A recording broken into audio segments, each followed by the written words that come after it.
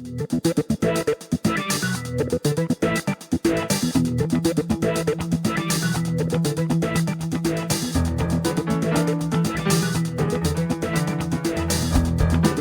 are listening to the SDSU podcast presented by the East Village Times with your hosts Andre Hagberian and Paul Garrison. Welcome everybody back to the SDSU podcast. I'm your host Andre Hagberian. We'll be joined shortly by my co-host Paul Garrison. Today's Father's Day. We want to wish a happy Father's Day to all of you out there that are celebrating. Hopefully you are spending time with your children, with your significant others, with your parents, with anyone else that you want to celebrate your day with. So hopefully everyone is having a great Father's Day out there. Today's episode, we have interviews with two fathers. One is our very own Don DeMars. If you're familiar with our coverage on EVT, you know about all the great photos that Don has captured over the last 3 years in basketball and football for San Diego State, and all the social media tweets, posts, and pictures he has up there on Twitter and Facebook. He is a father himself of three, as he will tell you about during the interview. He's one of the few people we have gotten, I think, the requested the most to have on the podcast for an interview. I think people love the work that he does and want to hear about him and where he's from and his background. So you guys will get a little bit taste of that. Our second guest is Calvin Byrd, father of Miles Byrd on the San Diego State basketball team. In addition to being Miles' dad, Calvin was also a college basketball player at Villanova in the early 90s, in addition to playing overseas professionally and being a coach for 18 years in college basketball, mostly on the West Coast. So you'll hear him tell you about that during the interview, and also talk about what maybe we can expect from Miles in his junior season coming up this year. Let's get to the interview with Don first, then to Calvin, and then Paul and I will close it out with our thoughts. We want to welcome Don DeMars to the podcast. Well, how's it going, Don? Donnie. Good, guys. How you doing?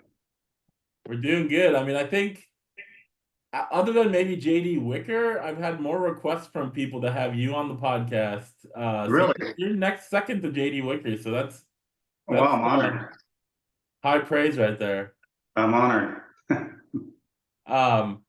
Obviously, you, if people don't know, I'm sure they do, but if they follow our coverage, they know you're a lead photographer at EVT covering not just San Diego State stuff, but the Wave. You did the Loyal. I know you've done some other stuff too. Definitely people appreciate your work in that avenue. Just to start off, can you tell us a little bit about yourself, where you're from and what you do or did for a living? Well, I was born in Virginia. I'm a Navy brat. I'm one of four boys. I'm the youngest. I have three older brothers. We're all a year apart. So this year I'll be 60, 61, and 62. And so yes, I have four brothers. No sisters. Been in California since early 70s. I'm married to my high school sweetheart. Celebrated 36 years last month. And actually, I'm sorry, in April. Karen, don't let Karen hear this. Right. Can you edit that, Andre? Can you edit that out? That slip. You don't. Yeah. Okay. Karen will never know. No. Okay. We have three children. I have two boys. My oldest and my youngest is my daughter. So.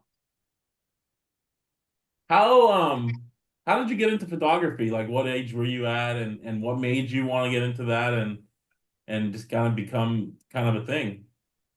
Well, I'm going to go way back. I got a 110 camera back when I was in my early teens, and when I was younger, I always wanted to be a commercial truck driver. So I had this fascination with trucks. So I would always take pictures of semi trucks when I was out traveling with my parents. So I started doing that, and of course, in the early 80s, I got my first film camera, and then, of course, I kind of messed with it, not really understanding a whole lot about it. But once I got married, I decided that I wanted to document my children's lives, and that's kind of how it took off. So that's where it's gone. And of course, with them playing sports and all that, it gave me an opportunity to be close to them and also get pictures of them. So that's kind of where it's started, and that's kind of where it continues.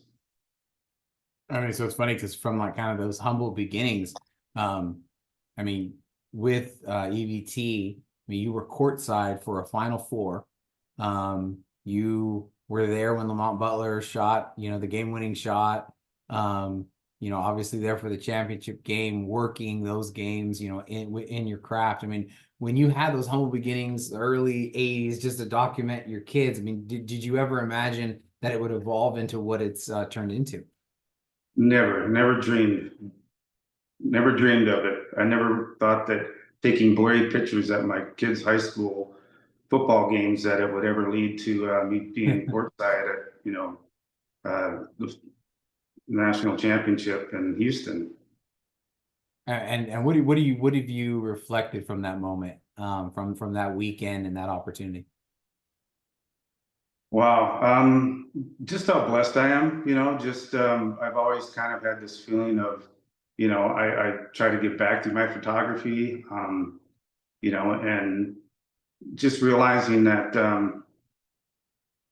when you make people's lives better, sometimes it comes back, and that's not necessarily my goal, but it certainly was an opportunity that was given to me. And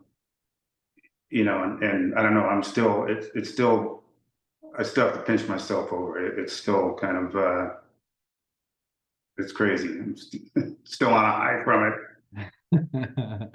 And like when you're going into a game, and you're gonna be, shooting something. You were shooting yesterday at the 7-on-7 or both days, all weekend. But I mean, you're going into it. I mean, what are some of your goals, strategies, ideas? Because I think in this day and age, everybody with their smartphone is a cameraman, and everyone's trying to do it, but obviously don't do it at a professional level like you. So I guess just what are some of your tips, some of your ways of approaching a game, an event as you're going into it? Most photographers, including myself, is you have a goal of obviously catching the action during the game, whether it be, whatever sport it is to capture the action. But I'm always thinking outside of that and trying to think of something that's different. I've always kind of, as a goal, especially at the high school level, is anybody can follow the ball, and that's pretty much where the action is. But if you have a student athlete or a son or daughter or whoever's in the sport that doesn't necessarily get in or isn't in one of those crucial roles, you generally don't see a lot of pictures of them. So I've always made it a point to kind of capture photos of the interior linemen making blocks, the kickers. I laugh because one of my biggest fans in high school was the high school kicker's mother. She just absolutely loved all the pictures I took of her son. So for me, it's always trying to find something different, different look. Also again, including the action and what's going on in the field. But I'm always focusing and trying to think, okay, everybody's going to get the shot. For instance, in Houston, and for me, I thought, well, there's going to be a lot of pictures of the game. I actually walked to the top of the stadium in Houston and got a picture of the floor with standing with they playing the actual game with the wide angle lens. So to me, that was like, okay, that's a picture that maybe not everybody has. So that's kind of my goal once my main stuff is done, getting the action. So I spent a lot of time running, on my feet, moving the whole entire time. So it's quite a workout, but I really enjoy it. So that's kind of my goal. And I think you can always see like that element from the people, like Andre knows, when we're at practice, the players are locked into what they're doing. The coaches are locked into what they're doing. We don't exist really. They always come out onto the field and they go to warm up. And I remember sitting with Don, chatting it up, connecting before a practice. And David Delgado, who is a local guy, Hilltop High kicker, he beelines straight over to us. And I'm thinking like, okay, like why is a player, they don't do that. They don't during practice, maybe other events or stuff, we talk with them. But, and he continued to ignore me. like he continued to just be like, oh, there's this other, like I was like, hey, guy. And he echoed exactly what Don just said. He goes, people don't take pictures of us, and there's not pictures of kickers and the specialists out there. And I just want to thank you for what you do and how you do it. And I think like because of your work, like the specialists they're always looking for those photos and things like that. And then like my son was out at an event in one of the practices this last spring, and like completely because they know who I was through you, they kind of adopted him. And the specialist did, and Jack was running around the field feeling like $1 million, hanging out with these college kids. And I think so much of it was rooted in what you just described. It's a real beautiful thing. I know before you came to EVT, you were still very active around San Diego, particularly at high school. Can you tell us a little bit about what you did in that avenue? Well, once my oldest son didn't play any sports, but my kids went to Valhalla High School. I was there 12 years. Every time one would graduate, another one would come in. So not until my middle son got there, he played football. So that's kind of how I got started in the sports side of it. They played youth football, and my daughter cheered. So I did some photography there, but I really got serious when they got to the high school level. So I spent 15 years straight at Valhalla doing their football pictures. Wow. So, and of course, once my son graduated, he went on to adult life. And then, of course, my daughter came through, and she went on to San Diego State and cheered for 4 years at San Diego State. So, of course, my sports photography became cheerleading photography. So that's, kind of where that led to. But yeah, it's how it started. I remember my first year at EVT was 2021. I covered that 2021 football season in Carson. Paul was my photographer. As I was in the press box. Air quotes. He does great work. He was the photographer from the second row in the corner end zone. First row, bro. Come on. First row, yeah. First row. He did some great work, but it wasn't until the following season, I think 2022, when Snapdragon opened, when you were on board, and I think you did some basketball before that. Do you remember what your first EVT photo game was? Well, you'll laugh, because when I reached out to you all about, being a photographer, I got James, our senior editor, I got him on the phone, and he said, the Aztecs have a game on Saturday. Can you go to it? And I think it was a game against Utah up in Carson, if I'm not mistaken. Mm-hmm. It was probably Utah State, the championship game.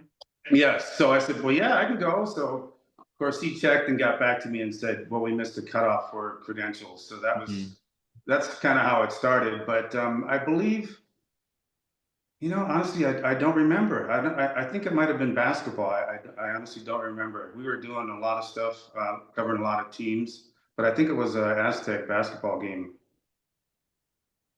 This is going to be a really hard question. And you can defer an answer or give me as many as you want. Do you have like a favorite picture that you've taken as part of EVT? Oh, okay. So are we just to get the parameters clear, it's the EVT picture, because we have a picture behind on it for people who are just listening to this and not seeing this on YouTube. There's a great white shark that is the nicest picture of a great white shark that you've ever seen. So Don can't say that one. I'm trying to make it easy on him. Okay. Because you got it. Because there's this other shot, man. There's this other shot of at a wedding where there's this bridge, his wife's there, and that's my favorite picture of his. But you didn't ask me, sorry. No. He said EBT picture. He did, my bad. I have a lot of favorites, but honestly, what really sticks out is the pictures that I take, and I love especially after the football games, is when the kids run to their families. I've met a lot of, been in contact with a lot of the parents, and I think those pictures are something that means a lot to me, because it's an opportunity to capture a picture like I've talked about before, that's not on the field as far as play is concerned, but is a moment of time that a family's together and their son's there and they're in uniform. So I really like those, because those are kind of as I talked about, the pictures that I actually look for, that I really make it a point to go after, because it's not something that everybody else is really getting, but it just adds a little bit more of a personal element to my photos, and it's a memory that we all know at any particular sporting event, you can have half a dozen to a dozen photographers. So you get a lot of pictures of the same shot, maybe from a different angle, but it's the personal stuff that I really try to go after, that I think ultimately means a lot to me, because, family's big for me. And I know, especially after being involved with the Aztecs, that family's really important to a lot of the athletes, and coaches. So I get a lot of feedback from those families on those pictures that I send to them. So those are my favorites. There's not one particular one. I've had some that certainly have become more important to some of the players and their families, but it really lends itself to making what I do so much fun, and why I really enjoy it is the people side of it. And so let me ask you, so if for the people who don't know, Don is a great follow on social media, whether that's X, Facebook, whatever it is, you can see some of the work that Don does. But seriously, it's extensive. Obviously, we already talked about the Great Whites. Don has done something with the Blue Angels, different air shows. There's things off of aircraft carriers and Ospreys and all sorts of stuff that's connected to that military brat that he talked about at the very beginning. But Don, if people who are listening to this, want to get in contact, maybe use you for your services, I think you've told me that unless they're family, weddings are off limits. But if there are things that they can kind of hire you and look for your work, what would be some of those things? As far as ways to contact me, or ways to contact you, events and things like that you might be interested in photography, filming for them, shooting for them. Well, you can. I don't have Instagram. I'm so busy with our Twitter account and Facebook, but they can reach out to me through Twitter, Facebook. My business name is my name, Don DeMars Photography. I have a website. I think my phone number's on there as well. I'm really good at returning, contacts. If you reach out to me, I'm usually pretty fast, but I'm really up for anything. I just had my first and only granddaughter has a birthday on Father's Day this Sunday, and of course I did my first ever cake smash with her last weekend. So I'm getting into stuff that I had never thought I'd get into. But I jokingly said that we'll have to get her some sunglasses, because she might be the most photographed child that I've ever met. But I love it. Now, it's funny because I think like with the athletes that we cover, it seems like they're wired in such a way that the plays that they miss kind of sit with them and linger longer than the ones that they make. And I know in the little photography that I've done, there's been some great pictures that I've really enjoyed, really happy that I had some of those interactions where people are saying, hey, can I have that picture that you took, and all that kind of stuff. but man, I can remember Deshaun McEwen at Hawaii when I was the photographer this last year, and the sun was going down, and Hawaii was going opposite of the end zone that I was in. So I started to mess with settings to kind of start adjusting to the light. And just as that was happening about midfield, McEwen makes a pick six, and he could have ran into my lap. I mean, it was if he just kept coming. And so I'm just the only photographer because everybody else by and large went to the other side of the field. And I'm snapping my heart away. And then every one of the pictures, because I had messed with the settings, were just a touch blurry. And like I didn't get it.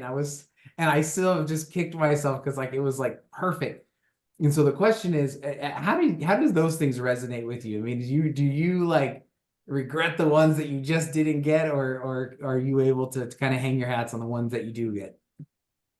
I remember, being in Houston and not getting the picture of Lamont at the buzzer beater, and it's funny because literally people are calling me. I'm getting text messages. James, our senior writer, sent me a text and says, "Please tell me you got the picture." So of course I said, no, I didn't get it. So, at that point I was really bummed because I thought, wow, it would have been a great shot, but I just figured, it wasn't my time, but I've always made it a point when I do take sports photography is you will generally never see, I mean, I could pretty much say never see a picture that shows them in a negative light. Like if you miss the catch and I've got a picture of you with the ball coming to you, that's the picture you're going to see. You're not going to see the picture that you missed the play. So that's kind of my goal, is to always show the athletes in a positive light. Obviously, sometimes, if it's an interception, then, it depends on, whether you're on offense or defense, whether or not it's a positive play or not. But, I think I mentioned to you last year, I got Marcus Radcliffe's interception for a pick six. I was in the north end zone all by myself. Everybody had gone down, and I jokingly said to one of the guys that left, I said, "I'm going to stay here because I think there's going to be an interception coming my way." So of course he got it. I got the picture all the way. I think I even got the interception all the way running down the field. And of course it was a penalty. So, the picture's great, but unfortunately it's one of those forgotten plays. So, those are the kind I look for. That's great. Yeah. I always think Andre. I think Don's a little too hard on himself. Obviously, you'd want to get Lamont's shot. But I think the only shot that anyone got was on the opposite end. But I think you got the shot where Booker Rope is going and like picking him up. And I think you captured I think the shot itself is like capturing like the hope of it. And I think the one that you got really captured the celebration of the entire city. I think it was a great shot. But some rapid fire questions real quick. Okay. Just kind of get to know you a little bit. Is always fun. Give us your favorite food. I thought you might ask this. Does ice cream count as food? Yeah. Oh yeah, ice cream. What do we got? I mean, are you like a Cold Stone guy who's going to put 75 things in there? Or are you a purist? Well, my favorite is Dairy Queen, and I don't know if you know, but Dairy Queen actually has 4 blizzard sizes. There's not just 3. There's 4 different sizes. What's small, medium, large, and extra large. I was not aware of that. So, And I'm a little bit disappointed that in the middle of a year-long diet, Don, that you decided to tell me this information, even though I've known you for years. What is your favorite movie or TV show? I'd say my favorite movie is, oh my gosh, it's Braveheart. Love Braveheart. Yeah. Yeah, Many years ago, heard that one. Huh? Many years ago, Tim Tebow came to Jack Murphy Stadium with our church, and his dad told a story because he had taken the kids, if I remember correctly, taken the kids to Blockbuster or whatever it was at the time, and he got that movie for him, and he told them, if you can face life with the attitude that Mel Gibson or William Wallace had, with the passion that he did in that movie, then you will be successful in anything you do. So, that's kind of how I feel as far as when it comes to my picture taking. That's the passion that I try to have. you know, with the pictures that I do. So yeah, that's Braveheart's my favorite movie. Well, we should end right there. That was perfect. No, we keep going. That was wow. Mic drop. How about your favorite musical artist?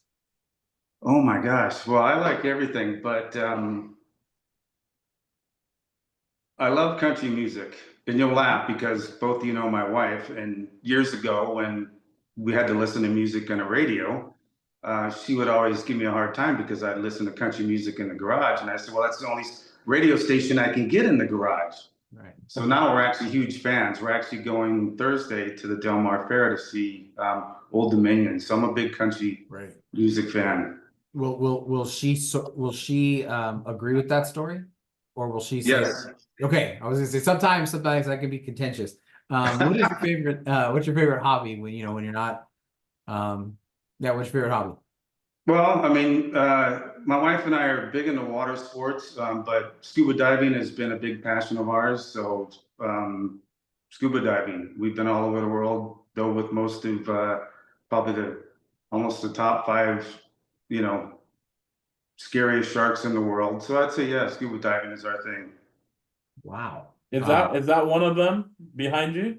That is one of them, but I was safely in a cage. We dove with tiger sharks in the Bahamas without a cage. Great hammerheads. Went to Galapagos, was our last trip, spent 8 days out in the middle of the Atlantic off of Ecuador, diving with schooling hammerheads. So yeah, that was the highlight. Of course, back in the Bahamas, I actually got the opportunity to pet, if I can say that, a tiger shark, and I actually got it on a GoPro because I was so nervous I couldn't keep my hand still holding a camera. I just used a GoPro, but I got an opportunity to let's just say pet a tiger shark. So that was life changing.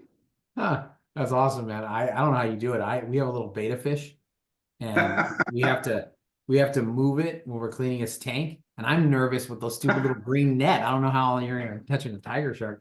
But who's your maybe favorite professional athlete? Growing up now. My favorite professional is Rod Carew. Was Oh, wow. Good call. Yep, Minnesota Twins guy, came to the Angels. Yeah, I have a ton of baseball cards just of him. So big Rod Carew fan. Just is how he played, just the adversity that he faced coming up, in the '60s. And I bet you didn't know he's also a photographer. Mm. He got into photography, yes. So my goal, hopefully someday, I'd like to meet him, but he's my favorite athlete. Today, I would probably say Tim Tebow. I just like everything about him. Just a great human being, gives back, has a passion for what he does. So today, yeah, he's my favorite athlete today. Love it. Do you have a favorite sport that you like to photograph? Football. Football? Yep. Yes, football. Any particular reason? Football over basketball or soccer or whatever else? I think probably just that's what my son played and that's where we started. But next to that, photographing my daughter cheerleading, especially her 4 years at San Diego State, that was a lot of fun. But yeah, football's my favorite. You mentioned this earlier, but we're recording this a few days before Father's Day, so and you mentioned 3 children, so happy Father's Day to you. Can you tell us the names of your children and how old they are? My oldest is Donnie. He'll be 34 this month, and then my middle child is Kenny. He'll be 31 this year, and then my daughter's 26. I think I forgot their names. Alexandria is my daughter's name. Do you have a favorite Father's Day memory? It could be, a moment, a gift, an entire day, anything. Wow.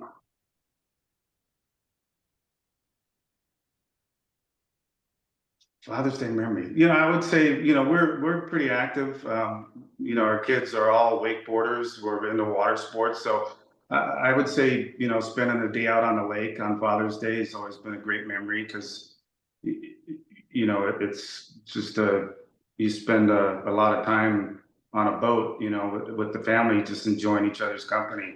So that's probably my greatest memory is just the family being together, out on the lake. Do you have any plans for this Father's Day already? Or it might be a surprise, who knows?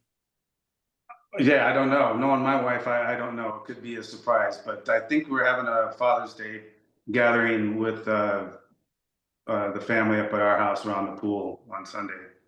Awesome. Now, is this the first Father's Day as a grandfather, or did that sneak in last year too? Well, I think no. If I remember correctly, last year was leap year, so somehow it technically when she was born. I think yes, I think it is my first. Oh, okay. Yes. Okay. Yeah. Okay. Yes. I think that could if we could have recorded this the day after Father's Day, I think we would have a different answer.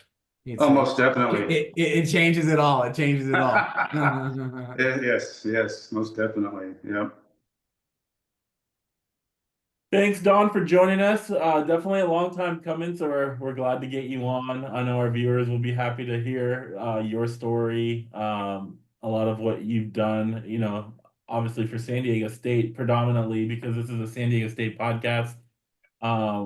We, as Paul and I, definitely appreciate the work you do and the other photographers at EVT to help us with our stories.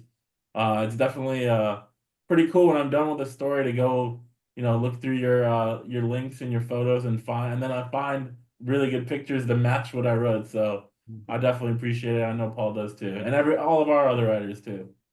For sure. Well, thanks for having me. It's I'm honored to work with such talented and giving men.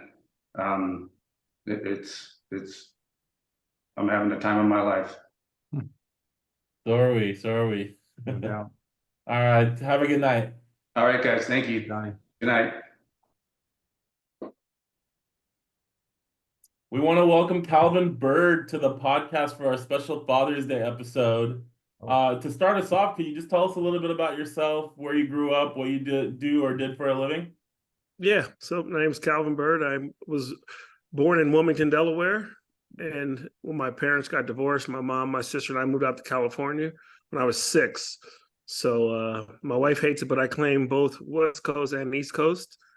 Went to high school in Northern California, St. Joe's in Alameda. Went to play basketball and growing up, and went to college at Villanova University in Pennsylvania. So it's funny when I tell people typically when you're in college and it's Thanksgiving, you go to your teammate's house if you're from California. But me being from Delaware, I brought most of my teammates to my relative's house in Wilmington, which is 30 minutes away from Villanova. So I was fortunate enough to have my dad on the East Coast and cousins and other relatives on the East Coast when I was in college. So had support there. But after college, I played in Europe for a couple of years. Got hurt in my second year, came home and went to my high school to go see my high school coach, went to a practice. The guy had won over 700 games and the kids weren't even listening to him in practice. So I got pissed off. I left after the season. I went back. I said, Coach, could I help? So I, so upset watching just the disrespect. And I was his high school kids, but I mean, the man's won over 700 games. So give him the respect. So I asked him to help. And so I did. I was on his staff for 2 years and loved coaching high school, loved everything about it. But, I just wanted, basically I wanted to mentor the guys more, have more of an impact on the players. Being an off-campus coach, I was there from, 2 o'clock to 4 o'clock and wasn't really involved with the players much. So I decided to get into college coaching. And so I was a Division I basketball assistant for 18 years at UC Irvine, University Pacific, University of San Francisco, LMU. So I've been up and down the coast and did that for 18 years. lost my job. Coach got let go, so that means the staff got let go. And my last spot was at University of Pacific. So kids were growing up. I have a daughter who just graduated from college, plays Division II volleyball, who has another semester, so she'll play in the fall. And then obviously Miles is my youngest. But the kids were growing up, high school, so we decided to stay in the Stockton area. So I got a job for a company called Utility Telecom, do sales. It's a business communications company. And after being there and after Miles graduated, me and my wife wanted to change. So we decided to move to Las Vegas. So I currently reside in Vegas, working with the same company, just remotely. So it's nice because I'm closer to San Diego, so I can get to see Miles play more often. Yeah, I was gonna say, how often are you able to come to the games or You know travel what, to the road games? yeah, you know what, we try to get down to the weekend games for sure, because it's 4.5 hour, 5 hour drive. But on occasion, during the week, I might just drive down. I've actually went down and back same day a couple times last year. Don't suggest doing that. It's tough drive leaving San Diego at 10:30 at night. But I got a chance to go to a decent amount of road games this past year. Obviously, it's great being here, so I get to go to the UNLV game here, get to go to the conference tournament here. So and that's been great. Last year, having our tournament in Vegas also was awesome. And it seems like we're heading that same direction with this NIL tournament this coming year. So, I'll get to a decent amount of games. So I'm excited about it. Nice. Let me ask you this. You obviously just went over all of your experience with basketball. It seems like, at least from the distance that Andre and I cover it from, that there's been so many changes in the game in the last 5 years. Compared to, I guess, what you played through, coached through, is what Miles is experiencing now and all the other athletes experiencing, is it really all that different, or is it maybe a lot more smoke and mirrors? Yeah, I mean, it is definitely different from, my last year coaching was 2016. And I tell people all the time, when I would talk to recruits about, coming to Pacific or playing college basketball, the one word that was the most important word was fit. Are you a good fit for our program? Is our program a fit for you?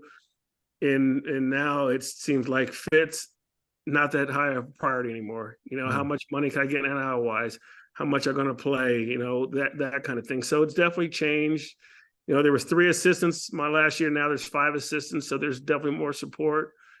And you just got to, you're recruiting your guys just as hard as you're recruiting the incoming guys. Yeah. You're recruiting your players, especially towards the end of the season now with the transfer portal. When I played, if you transferred, you had to sit a year. It was no ifs, ands, or buts. Nowadays, the NCAA is getting sued left and right. So, they're letting guys play right away and transfer multi times and still play. So, it's definitely changed. And I told Miles, 2 years ago, I said, son, I played 4 years of college. I coached 18 years of college. And I never got close to sniffing the Final Four. In your first year in college basketball, you got an opportunity to play in the Final Four and play in a national championship game. So, that is huge. And now a year later, he goes to the Sweet 16. So, sheesh, spoiled guy that dude is. How difficult is it for a coach to have to recruit their own player? Because you almost feel like you have to be careful. I can't yell at them about this, or I can't get on them about this because they might, think I'm being too harsh and want to transfer. Like, how would you balance that as a coach? You know what? Fortunately, I haven't had to necessarily do it as a coach, but I could just imagine, where like, you want to tell a guy like, hey, that's not okay, or, you got to do this or you got to do that. And you got to be careful now because kids take things differently. And, that's one thing I like about San Diego State. I think they do it differently as far as the type of kids they're going after, and they were so honest to us in the process, recruiting Miles. So, if Dave gets after Miles, it's not like Miles is going to call me up, Dad, Dave just got after me. He understands. Dave told him he's going to get after you when he recruits you. And I told Dave to get after you as much as he wants to. I got his back. And so, but it's definitely different and it's hard. I mean, because it's just before I coached for a guy named Phil Matthews at USF, and he was a former junior college coach. and he was tough. And he recruited junior colleges a lot because he knew that those guys only had to spend 2 years with him because how tough he was as a coach. He loved them off the court, but he was tough with them on the court. But now it's kind of like junior college. It's like free agency now, where guys can leave after a year, and guys don't want to fight through some tough times, and a lot of people unfortunately listen to what they want to hear, and got an AAU coach say, "Hey, dude, you can go here and make a lot of money, or you can go here and do this," and so they listen to what they want to hear. So it's definitely different and difficult, but it's just, I think it's important to recruit the right kids and recruit the right families and be as upfront and honest from the beginning. And it makes things easier if you do that. No, I don't want to compare my experience because my wife's 4'11". So when I talk about my kids playing, we're talking about Little League. I got 2 sons. My oldest one gives me enough grief. So when the umpire called him out, I was like, "You go, umpire." My second son is an angel.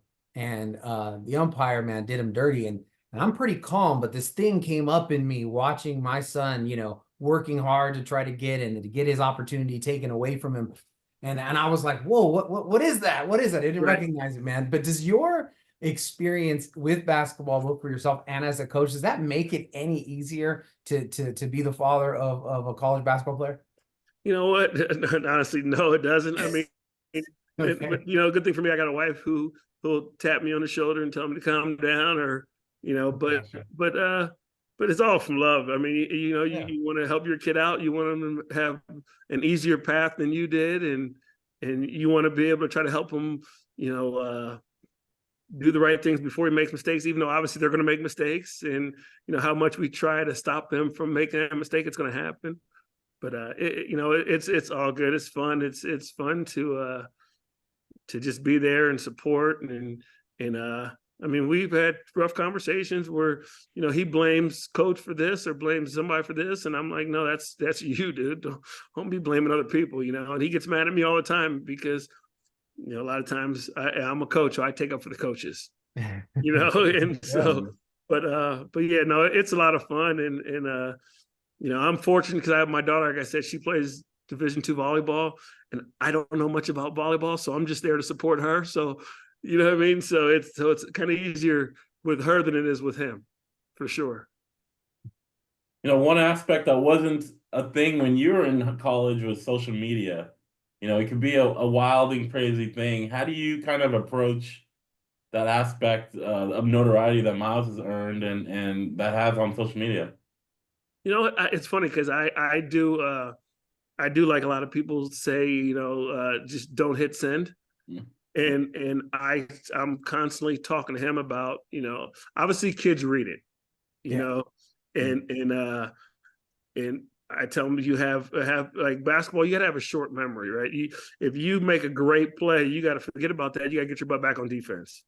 If you make a bad play, you better forget about that and get your butt back on defense. So I tell them, like, kind of, he's going to be on it, but I say you just need to be careful with it. A lot of people are, they complain about it because they might have a bet on the game, and because it's pretty, some of the things that are said is pretty rough, and those are the times where I just don't send. I might type something to make me feel good about it, and then I delete it. But I'm just so glad that I didn't have to deal with that.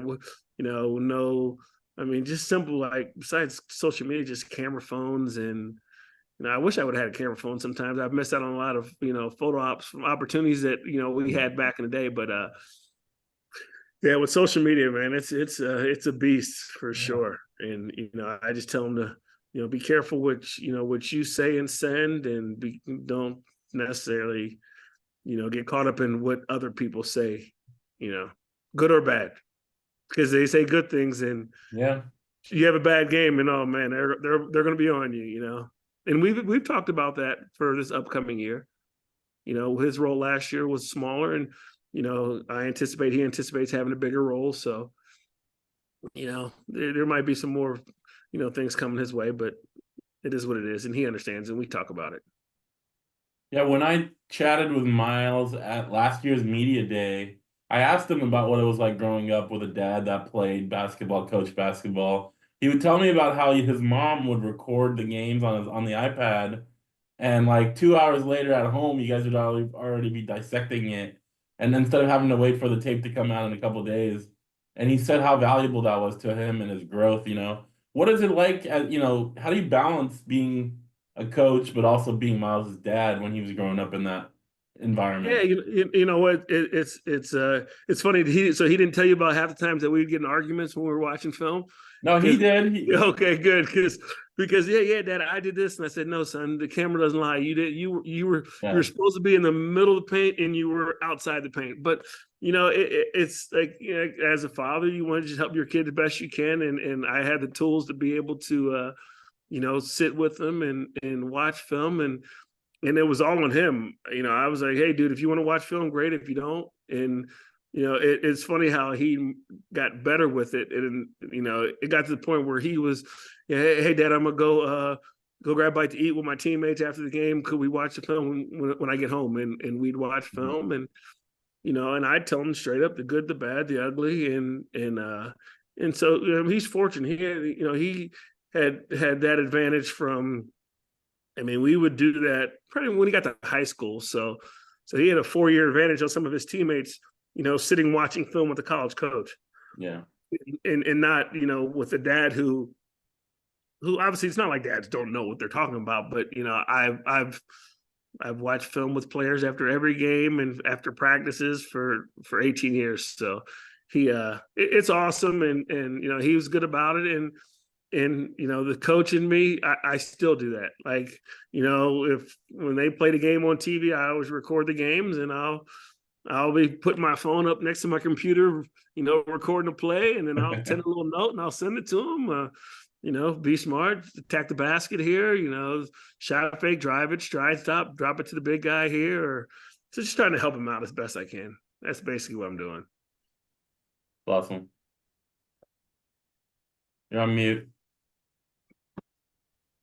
See, that's why we need to be able to rewind it. Miles also said that you're a goofy guy, man. What makes him say that? I don't know. I don't know why he says that. I mean, it's one of those deals where it's funny. Me and him are similar, and my wife and my daughter are very similar because he's been around it. So I've always had players over the house when I was coaching. So I'll never forget. We were at LMU, and I had some guys over, and he had a whoopee cushion, and he just couldn't wait to try to catch one of the players slipping. And it's time to eat. We all got to the dining room table, and one of our guys wasn't looking. He slid the whoopee cushion under him. The kid sits down and makes a farty noise, and like he thought it was the funniest thing in the world. But he's always been around the game. When I was at Pacific, the first recruiting weekend, we would do a big barbecue, and he would be there and hanging out with the players. So he was in positions where he couldn't be that shy. He had to kind of open up around a lot of the guys. And like, if you've been around him, that's his personality. He's not, he'll have a lot of fun too, as just as much as I do. But yeah, I mean, that's kind of both our personalities. When Elijah Saunders transferred, I think it got everyone's panic attack up that Miles was next, because of how close they were in that relationship. For sure. What advice have you given your son, or maybe what would you give athletes in general about NIL, the portal, etc.? I mean, the one thing that I actually was talking to a coaching buddy of mine today. I said, whatever they say, get it in writing. Mm-hmm. Because you hear all these crazy numbers about guys getting this, Osborne from Utah State getting $2.2 million. I mean, that's a lot of money. My buddy that I was talking to today, he's actually a coach in Texas, and he told me today that JT Toppin, and this is what he told me, so I don't know how true it is. He said that Texas offered him like $800,000, and Texas Tech gave him like $1.4 million. I don't know how true it is, but when he told me this, my answer was, I hope he got it in writing, because these people are throwing out these crazy numbers, and I, like I said about coaching, I love to be honest with kids when I coach. If I thought the kid was good, I would tell him, I think you're good. If he wasn't good at the time, I tell you, I think you have a chance to be good. I would never tell a kid how great he was. I would tell him what I think he would be. And there's coaches now that I know for a fact are telling kids, what do you want, 500,000? Bet that you'll get it. Well, no, get it in writing before you agree to go somewhere for 500,000 when it's not in writing. But one thing that I tell kids, and I still talk to people now because I've been in the business. I have friends that reach out to me and ask me, hey, could you call this kid and give him advice? So I still talk to kids all the time. And, I tell kids, it's not, the grass is not greener. Everybody thinks, okay, I'm a transfer here and it's going to be so much better. That's not always the case. I tell kids, whenever you make a decision, you don't know if it's going to be the best decision, but once you make the decision, you got to bust your butt to make it work. You know what I mean? Make that decision be the best decision, because if it goes sideways, kids start second guessing, ooh, maybe I shouldn't have came here and this and that. And that's the last thing you want in your head, that negative noise. But yeah, it's tough. I mean, I feel obviously for Elijah, he was great for the program. I mean, Miles and him still communicate all the time, and they live together. They're tight, but it's tough, and it's a business. And I hate losing him. He has a great family, but I understand.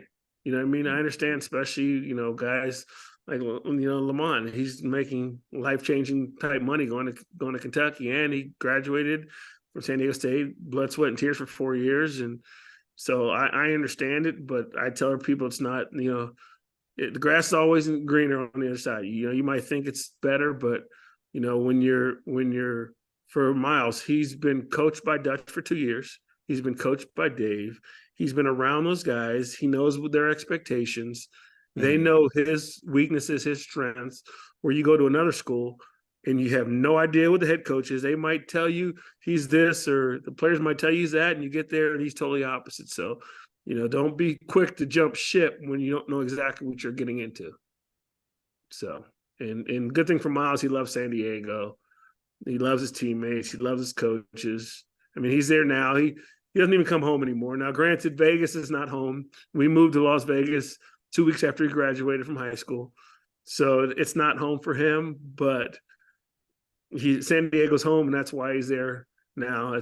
I hope to get him for a weekend, maybe sometime this summer, but that's home for him. So, kind of along the lines of that whole NIL stuff, like we all know tampering is the norm in college athletics.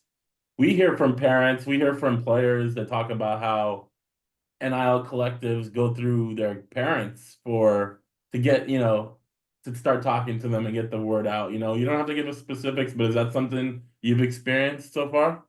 Nope, not one bit. No, obviously Miles didn't play as a freshman, played 4 games, 40 minutes. Obviously played 15 minutes a game this year and played better. So, I mean, I would be lying to you if I didn't say that, maybe next year, if he has a good year, something might happen, but nothing's happened.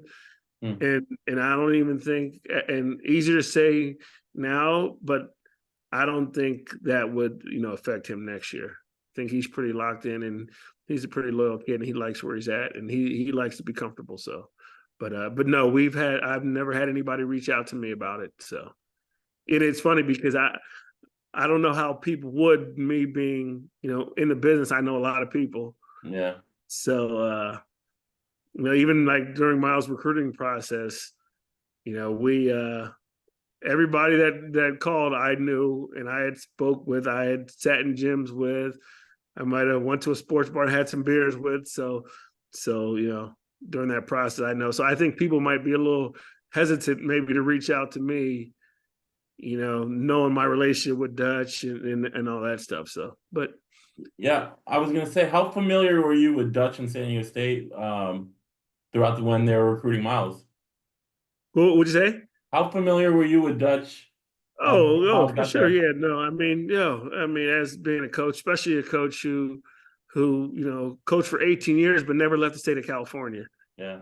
Just went up the coast or down the coast. So of course I knew those guys. We played against them 1 year at LMU in Viejas, and And so I've known them for a long time, and obviously respect what they're doing and what they've done. And when they got involved with Miles, like I told all the people that would reach out, and I was honest with the process. I'm like, I don't know if you got a chance. You can try. I don't know if you got a chance. And when they got on board and they started recruiting him, I knew that, I mean, they had a chance. I mean, his final schools, he had some high majors, and those high majors didn't have a chance when it all came down to it. Because San Diego State is a high major, just they're a high major. I don't care what people say. Oh, So yeah, sure. the way you operate is what you are, and they operate like a high major. You mentioned earlier about how what his role was last year and what it could be this year. What are your hopes for Miles' junior year? You know what? I have no expectations. I just want him to play his butt off like he did last year, and obviously looking at our roster, I anticipate him playing more. I know we got some good transfers coming in, and everybody's going to get better. The guys are in the program, and I told him, I said, hey, remember how you were that summer before you got there? You were working your butt off to get better, and you just unfortunately were on a team that had a bunch of old guys on it. I mean, yeah, I think Seiko might have been a sophomore when Miles was in 7th grade, so like it was going to be difficult to crack that lineup. Whereas these younger guys, it's not the case. So I just tell him to work his butt off. He's doing double days now. He's lifting in the morning, working out in the afternoon. And I mean, that's coach's deal as far as how he plays and how much he plays. But I definitely anticipate him, being more of a focal point for the team this year. And I know he's ready for it, and he's excited about that opportunity. The thing with Miles, and again, you're the expert, so you can correct me if I'm wrong. I'm not an expert. But he's kind of a unicorn in just his skill set, his size, the way he moves. Just the fact that he's a weak ball shot blocker. You don't really see that coming from, especially that position. I mean, all of those kinds of things. Like, is it harder for a person like him to, I guess, kind of follow the techniques of the people who've gone before, when seemingly his mix of skill doesn't seem to exist in a lot of people? Yeah, you know what, for him, and that's I think one of the bonuses of his skill set is you're watching a lot of different guys. You handle the ball, so you better be watching what the point guards are doing, and you should jump in some point guard drills. A shooting guard, a 3-man. I mean, so he's pretty much those 3 positions, and he could play those 3 positions, and he's got to get stronger. This year's team, this past year, like Micah would guard more of the stronger, bigger wings. Where now, that's going to be Reese and Miles' job, and maybe hopefully more Miles' job, because he's left and he's getting stronger, getting tougher. But you also got to sit down and guard small guards. And for him, it's a little harder with his size. I tell him all the time, I said, your size is a plus in some areas, but it could hurt you in other areas when you're trying to sit down and guard one of those quick guys. That's why you got to be smarter, back off them, use your length. But he's always been a guy who as a coach and a dad, we worked on the ball handling stuff when he was younger. We obviously worked on the shooting. So we worked on a little bit of everything to give him that opportunity to be, a guy that can play multiple positions. And, my wife's 5'9", my daughter, she's 6'3", and so we knew Miles was going to be tall. I didn't know he's going to be 6'7", but obviously it helps when you're a guard, especially like on the defensive end. I think I was talking to somebody the other day. We were talking about New Mexico, and I said that I think one of the New Mexico games he might have had 4 blocks, but that helps when Mashburn is maybe 6'2", Denson maybe 6'2", and House is 6 feet. But so he has an opportunity to guard guys that are a lot smaller to block shots, and he rotates, and he gets some chase down blocks like he had in the conference tournament. But yeah, I just want him to be just as versatile as possible, and I always say the more positions you play, the more opportunity you can play. If you're locked into one position, that means there might not be an opportunity to get as many minutes whereas if you play three positions, you can maybe get, a lot more minutes. So. Love it. Like to get to know you a little bit. We've got some quick rapid fire questions. First one, what is your favorite food? Oh boy, Mexican burritos. Do they have any in Las Vegas? Oh yeah, for sure. We got some nice little spots around my house that I used to go to. Yeah. Very, very good. It's not like the taco truck in Stockton that we love. Ask Miles about that. We love the taco truck in Stockton by our house, but yeah, get some good Mexican food in Vegas. One thing about Vegas, we got everything in Vegas. You name it, we got as far as food. So, what's the go-to menu item? What's this for Mexican? Yeah. Oh, burritos. Like. Yeah. Oh, chicken burritos. Chickens. Yeah. I would have went carne asada. So that's I go chicken. Yeah, chicken super. Sometimes I go wet. Sometimes I don't. But yeah, chicken burritos. There you go. What is your favorite movie or TV show? Oh boy, sheesh. I'm a big Fast and Furious guy. So me and my wife and the kids, we've seen all 10 of them, and can't wait for 11 to come out. So I'd probably go that. It's hard. I'd say 5 is my favorite when they were in Rio. But I'm a big Fast and Furious guy. As far as TV, oh boy, that's a good one. I don't know if I can just say one. Ooh. I mean, if you looked at my TV, I record a lot of different programs and watch a lot of them when I'm working out. So I used to be a Sports Center guy, not as much, but it's basketball. Let's say anything basketball related is what I watch on TV. Gotcha. Yeah. Big time basketball fan. What about musical artists? Oh, when you get older, I listen to podcasts and AM. I'm more of an old school guy. I'm a big Earth, Wind and Fire guy. I've probably seen them in concert 7 times, and I love all their music. But yeah, I mean, old school hip hop, if anything. You and Andre should hang out. Yeah, oh, good then. Let's do it. I saw Earth, Wind, and Fire last summer at the Rady Shell down in the waterfront in San Diego Harbor. Okay. Awesome. Yeah. No, they're awesome. They're smart too, because they get their sons to be in the band so they can still perform even in their 70s. Yeah. Where they go out and sing the first verse of the song, and then let somebody else come in and finish it, and so they can continue to perform well into their 70s and got a great fan base that comes and supports them. You go to their concerts, you got everybody you can think of, black, white, old, young, a little bit of everything is at Earth, Wind, and Fire concert. What about your favorite hobby? I'm sorry, what was that? Favorite hobby? Oh boy, you know what? I'm not a big hobby guy. I'm not a golfer. I'm more of just a stay at home, kind of hang out type of guy. All right, love it. Yeah. Professional athlete. I'm a big LeBron James guy. I got a chance to watch him play when he was 15 when I was recruiting in the Bay Area, and I've always been a fan of the way he plays, how unselfish he is. My guy gets beat up a lot, but I'm still a fan. I still got his back. Is he the GOAT? You know what? I mean, I think Jordan's a better player, but I think I would prefer to play with LeBron than Michael. At least I might get some shots up. I love that answer. Absolutely. What position did you play when you were playing? Like I said earlier, I played wherever I could to get on the court.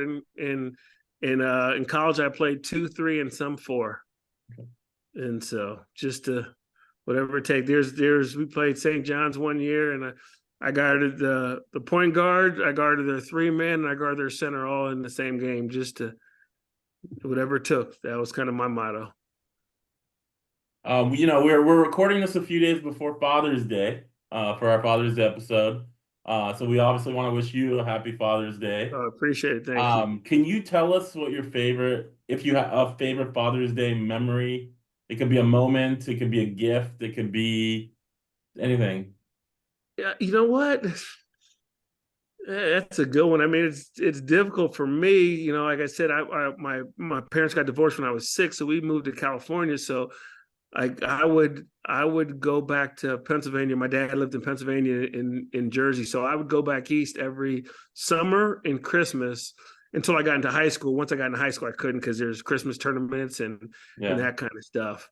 And but once I got to college, I tell it's a true statement. My dad probably went to 10 games of mine in high school, but in my 4 years at Villanova, he probably missed 10 or 15 games.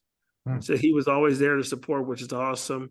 And so, but like, you know, it wasn't like we did. I can't think of any Father's Day things with him.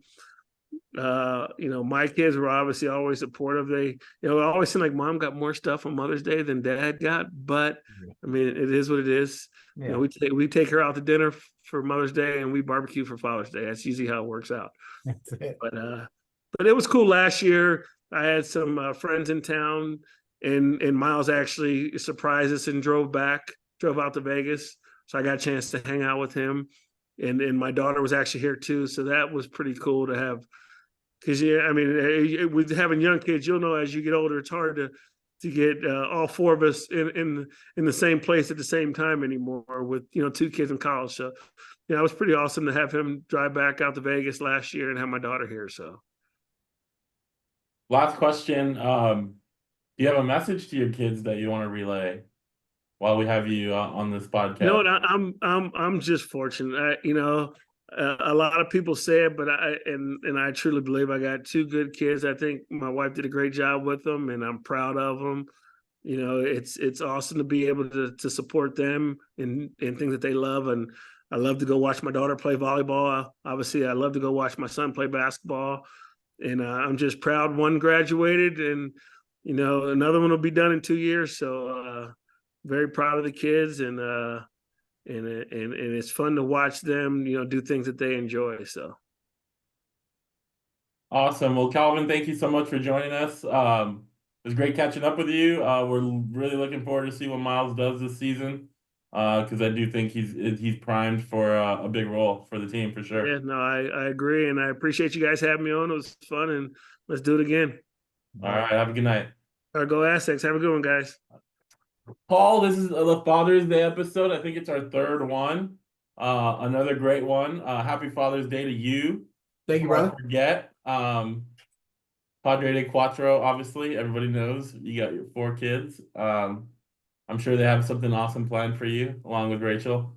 But yeah, talking to, you know, 2 amazing men. Obviously, Calvin Byrd is a former basketball player, professional player, 18 years as a coach in college basketball, and then Don DeMar is our EVT legend, photographer. What you take away from those conversations? Well, I thought now from ours, and I don't know exactly how you're going to put these together as the producer, but Don, we obviously did first in our sequence, and I thought, man, I hope Calvin brings it, because if he has to follow Don, my goodness. There's something about Don that's really hard to put your finger on, but everybody who spends time with him walks away talking about him, appreciative of him, and I was very happy because I thought that came across in our interview. And so that would be my big takeaway with Don was just that. Incredibly talented guy who, unlike a lot of talented guys, either doesn't know how talented he is or doesn't let you feel how talented he is, whatever the right phrase is. But that just beautiful blend of like humility and going out his way for other people and all that stuff. I sincerely, completely look up to Don.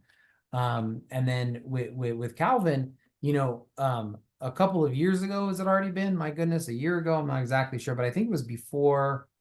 Anyway, it was, and I learned the story that of him and during COVID and how, you know, and their whole process with him and Miles. And I really was happy to write that story about their relationship. And so I've just been kind of, I don't know what's wrong with us. Like, we should have done that like a long time ago. And we should do that throughout the year. I mean, it's so good.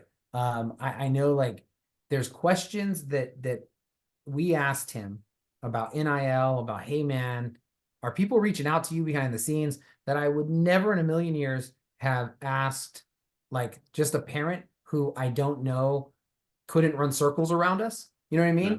And so like, but I knew because one, from talking to them, obviously because of his resume, like that wouldn't be a question that would be like hard or difficult for him to answer. And he answered it in like the perfect way that was insightful. Because that's what everyone wonders about Miles, right? Everybody wonders about Miles. Everyone thinks that like wherever retired Mike Krzyzewski is, he has Calvin Byrd on speed dial, or maybe Jay Wright. You know, maybe that's the better connection. And he has him on speed dial, saying, "Hey man, we got to pay him. We got to pay him."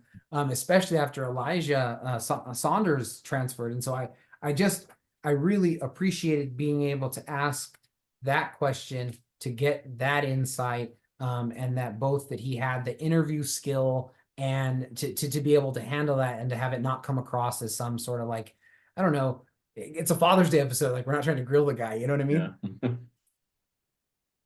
Yeah, I mean, to go back to Don, but you and I get a lot of appreciation from the outside, whether it's fans, whether it's players, parents, so forth. But there's always those guys that don't like what we write or what we say. So there's probably people out there that don't like us. We know there are. But Don, I don't think there's a certain person that doesn't love Don and what he does for Aztec coverage because of the pictures, because of the posts, because of, he's not writing anything negative about anybody, right? That's what it is. Yeah. And so just the appreciation he gets from the community and from the teams and the coaching staff and the parents, I think, is really cool to see, because I think you mentioned, sitting next to him and having a player come and thank him or say this, and it's just awesome. I think you started it, I came aboard, and our coverage was really good. But adding Don and then also the people that he brought with him, photographers, PJ, Deanna, I know I'm forgetting a bunch of people, and then Gio eventually with the video aspect of it. Don kind of spearheaded that effort, and adding that to our coverage has just taken it to so much higher levels, so much more professional levels that wasn't there before us. Not that you didn't do a good job with your photos, but it was it added so much to our coverage. So definitely appreciate what he's done there. I like my photos, man. What's that? I like my photos, all right? Yeah, your photos are great. No, I'm just kidding. No, it's a completely different things. I'm sure the little collages nobody misses. All good. Player Yeah. cards. I do miss the player cards. The player cards are cool, but those were Don's pictures. I made them, but those were Don's pictures. Oh, I thought when you started that was some of your pictures, but okay. Some of those were some of mine. They were what we had to be able to make them. But yeah. And then Calvin. Yeah, I mean, you obviously have talked to him. You wrote an article, and I had never talked to him before this conversation, so it was really cool to hear his kind of story. Obviously you can look him up and know that he coached this here and here, and he played here, but hearing it from him and just that aspect of like being Miles' dad, but also being this, Division I college basketball coach. And the help. And I actually went back and listened to my interview with Miles from Media Day to remember some of those answers he gave about his dad. Because I knew I had asked him, and I knew he had given some good answers, and I might have even posted some of those clips on Twitter. But I wanted to go back and listen to it because I wanted to ask Calvin about it. So it was really cool. He did say he was goofy. Calvin wasn't really sure why, but then he also said he's very similar to Miles, and Miles does come off a little bit goofy in terms of his mannerisms and stuff. And we didn't get a chance to ask Calvin this, but like when you think back to San Diego State basketball, so many of those guys are very stoic guys, very emotionless guys. Not necessarily because they're not passionate or don't have fire, but they're very quiet. I mean, Kawhi is the poster boy for that, right? Lamont is the same. He's a quiet guy. I think maybe Jamal Franklin is one of the few guys you could say was, showed his emotion on the court. And I think just Miles last year, when he would come on the court, you could see it from him. And you almost was like he was the only guy. Maybe his passion and his fire was trying to get other guys going. And I think we'll see that a lot this year. because he's going to play more. He's going to have the ball more. But I like that about him because it's just you were not used to seeing that from a San Diego State player. Yeah, and I think we talked about how basketball has changed, and I think one of the things that's changed is that, like, when Jamal Franklin was showing emotion, it was like there was still a large enough percent of the population who viewed that as some sort of like breaking the unwritten rules of how you're supposed to act. Yeah.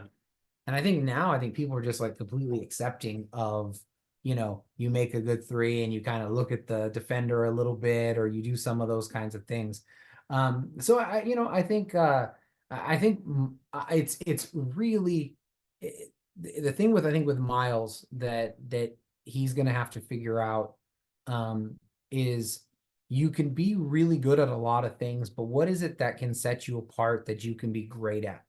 And what is the thing that you can do that's uniquely you? I would argue, you brought up Lamont Butler. I would argue that the thing about Lamont Butler, obviously he has the greatest shot in San Diego State history, but the thing that he was great at is the pace that he plays at. Yeah. And his ability to get to that next level.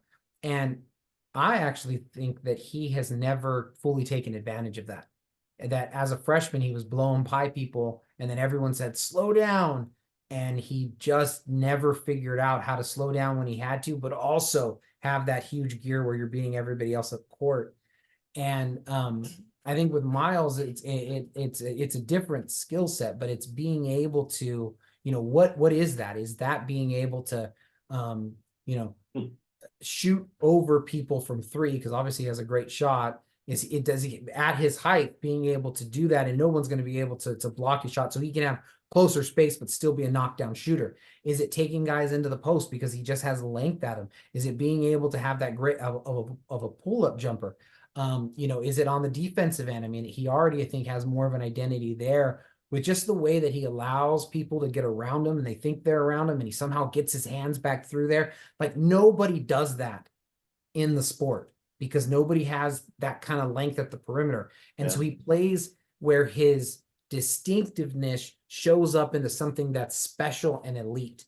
And I think that the fun part of this year is he doesn't have to fit into those older guys to try to, how does he complement Jaden Ledee? How does he complement Matt Bradley? How does he just kind of add to that? But I think there could be some freedom for him to explore like who he is as a person. And I think it's incredibly exciting how that can work out. Yeah, so many times last year when he was interviewed after a game or in a midweek press conference, he was like, well, I'm just trying to fill my role of being a spark plug or an energy guy. Yeah. Almost to the point where the coaching staff had said, that's your role this year. Gotcha. Right? And you wonder if maybe he was able to branch out a little bit more last year, that he could have helped the team more offensively if he had the ball more and he shot more. But obviously you're doing what your coaches tell you because that's how you're rolling in. But yeah, that's why I think the excitement for this year, where his role isn't just to come in and play 8 minutes and be a spark plug, it's to play 25 minutes maybe and to score and to handle the ball and distribute the ball and stuff like that. So yeah, a lot of excitement around him. Super exciting. I mean, obviously with the post double is kind of like a Fisher Dutcher creation, with the Fab Five. But could you imagine 6'9", arms throughout the gym, and then being able to send him wherever he's at to be able to come and bring that post double with some of the young bigs that they have down there. And then when that ball's moving, and to allow that length to just kind of be in the chaos that double creates. I mean, talk about getting balls into passing lanes that get them out running, leading those breaks, leading those steals. He's an exciting player, and I think that it could be a huge year for him for sure. Yep, that's going to do it for us. As I said earlier, happy Father's Day to everybody out there who's listening. Hopefully you enjoy your time with your children and your families. As always, we appreciate you guys listening, sharing, liking, subscribing, all your favorite channels, and we'll talk to you guys next time.